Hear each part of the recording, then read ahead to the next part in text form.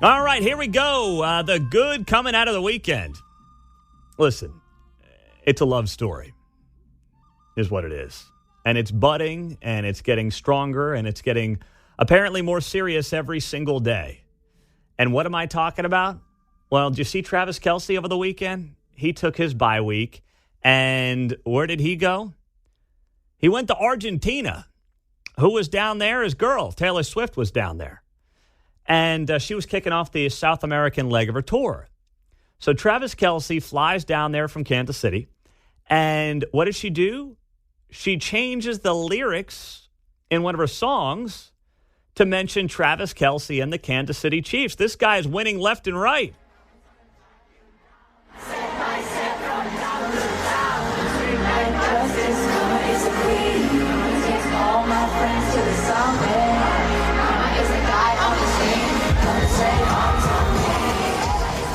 So Mark was telling us earlier that that's his daughter's, favorite song, Mark? Is that right? That song, Karma? They like it. I don't know if it's their favorite, but they like singing along to it. All right. So now they've changed the lyrics to Karma is that guy on the Chiefs. And Travis, by the way, somebody got a live reaction of him in that moment. And he's standing next to Taylor Swift's dad, and he puts his hands in his face, or his, face in his hands.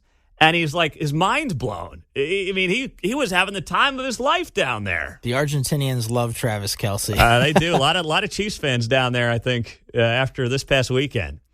And the best part is, and the video's up on, I retweeted it from my Twitter page, at Pete Mundo. It's on the KCMO Twitter page as well. Taylor Swift's dad goes to high-five Travis after that line and the song gets changed to mention the Chiefs.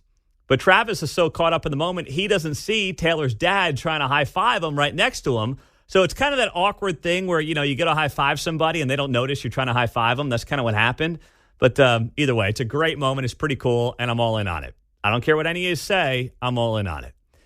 The bad from the weekend, bizarre story, but this TikToker goes viral claiming her husband cheated on her, ... with her mother. I kid you not. Not as crazy as the time I found out that my husband was having an affair with my mother while I was also dealing with severe postpartum depression after giving birth to twins when I was only 29 weeks pregnant. Their affair lasted roughly 4 months before I finally definitively caught them red-handed. There are scumbags, then there's this guy. I mean, that is just next level. She goes on to explain how she caught her husband. Well, what happened? She FaceTimed him. And she heard a female voice in the background, didn't know where he was. And it turned out her husband was at his wife's mother's home with her. And she said there were some creepy things that were happening leading up to her catching her husband cheating on her with her own mother. Such as her husband giving her mom foot rubs in front of her.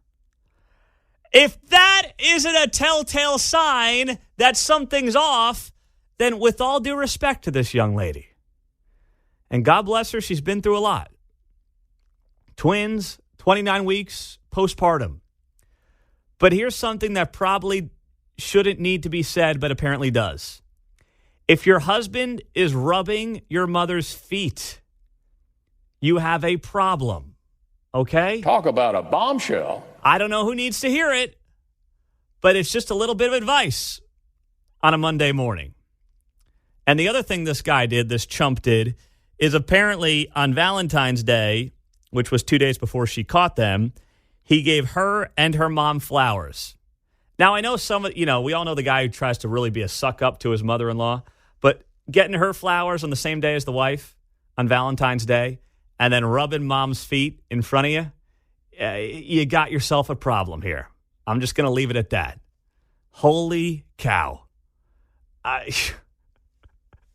Okay. All right. That's the bad from the weekend. That was just a public service announcement as well, as much as anything else. It was a little PSA for you on a Monday morning.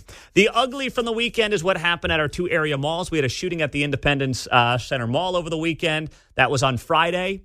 One person is in critical condition. That was a spat between two different groups. That was ugly.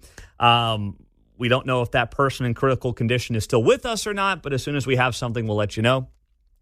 And then yesterday, Oak Park Mall. You have a couple of alleged thieves who were being tracked by undercover cops, and one of the suspects takes the gun from the undercover cop and fires it in the air. Now, luckily, nobody was hurt. Nobody was injured. They do have suspects in custody. But Oak Park Mall was shut down as of about 5 o'clock yesterday.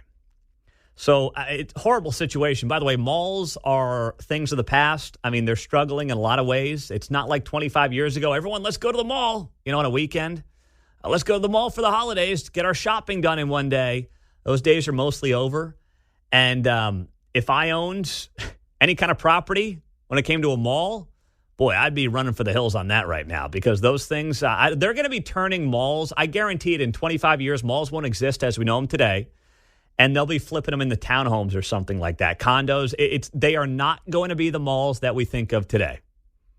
They're just not. And this is another reason on why people are not going to malls. It's not about guns. It's not about anything else. It's not. People want to make it that.